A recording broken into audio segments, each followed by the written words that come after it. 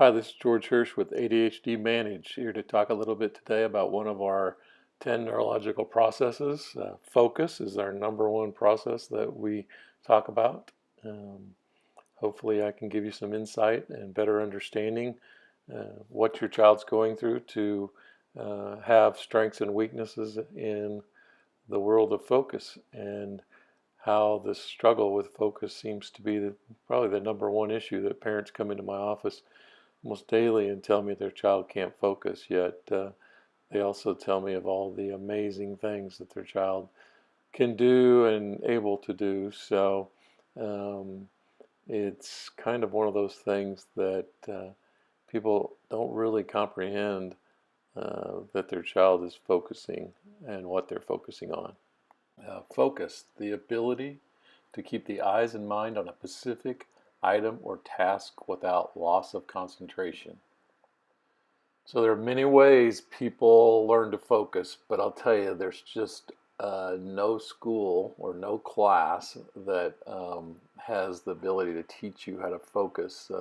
A lot of people, um, when I ask what class they took on focusing, they can't really explain how they learn to focus. A lot of times it's their parents, or they're just a specific teacher, or a specific events, or sometimes it's sporting activities that they learned how to focus. But to really look at how they learned how to focus, they just paid better attention. So physical focus is keeping your eyes still and converging on a specific focal point. So, really being able to hone in and hold your eyes and have muscle control over your eyes. It's the biggest thing we see most of the time is the lack of muscle control in their eyes. So mental focus, responding to a specific item or task for a given length of time.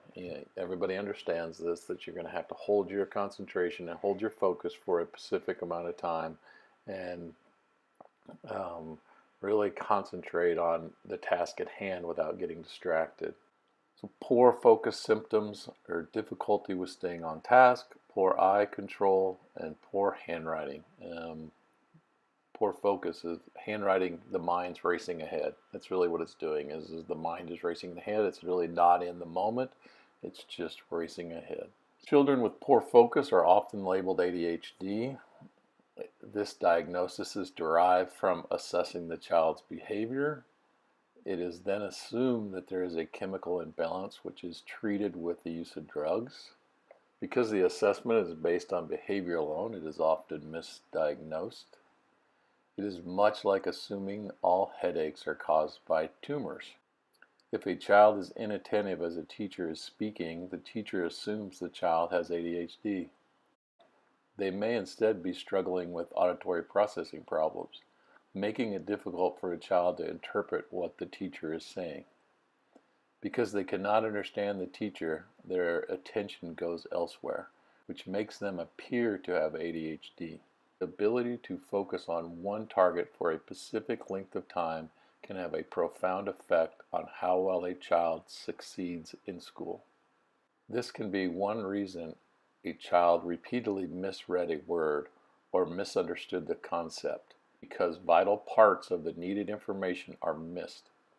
If their eyes and mind cannot focus long enough to collect all the relevant pieces, the brain must guess at the information and fill in the blanks.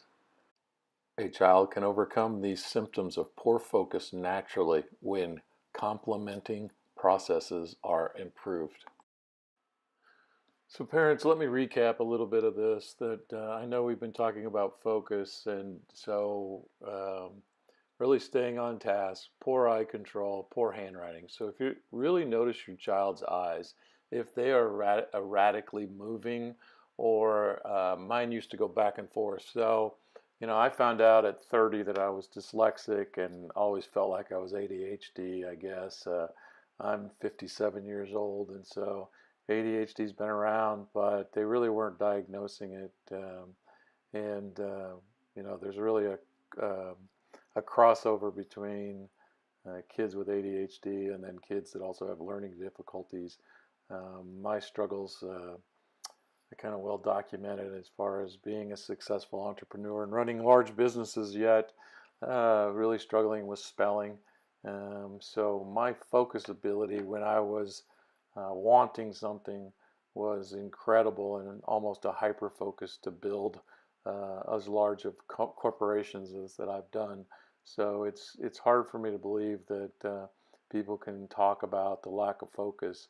It's usually just the opposite. It's usually that I could hyper focus. I can still hyper focus on things, but I know that one of the things that I know now is that I can put something down and come back to it. And that's the hardest thing for young kids to realize is they get so locked on a video game or so locked on something and their attention and the importance of that item is such a big thing in their mind. I kind of call it radar lock. That is really one of those superpower things that we talk about, that you're able to really hyper focus. The problem is, the disadvantage is when you put a stubborn child together with hyper focus and the brain wanting something, the brain protecting them. Their brain is going to protect them. It's going to get what they want, not what you want. And as a parent, I know it's hard for me to sit back and tell you that you have to come up with something, a way to distract them or a way to mentor them. And that's some of the gifts that we do. Not really going to get into the program, but we would love you to consider anything that we're offering. And I hope you continue to watch these videos. I'm going to be placing a number of them on and going through the 10 neurological processes. So you should have watched the first one, really kind of explaining what each one of these 10 neurological processes that we all use to learn. And it only takes a few of these out of sorts to really hurt a person, an individual's performance. Really don't care how old they are. It can, at a certain age, they can really develop the brain capacity.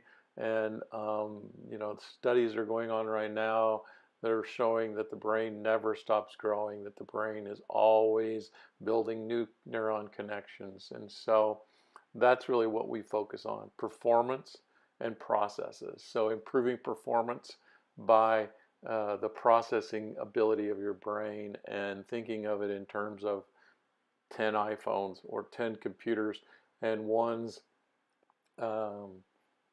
has a real old iPhone or old flip phone, or an old 1985 computer is going to work slower. It's not as connected. You're using RCA cables versus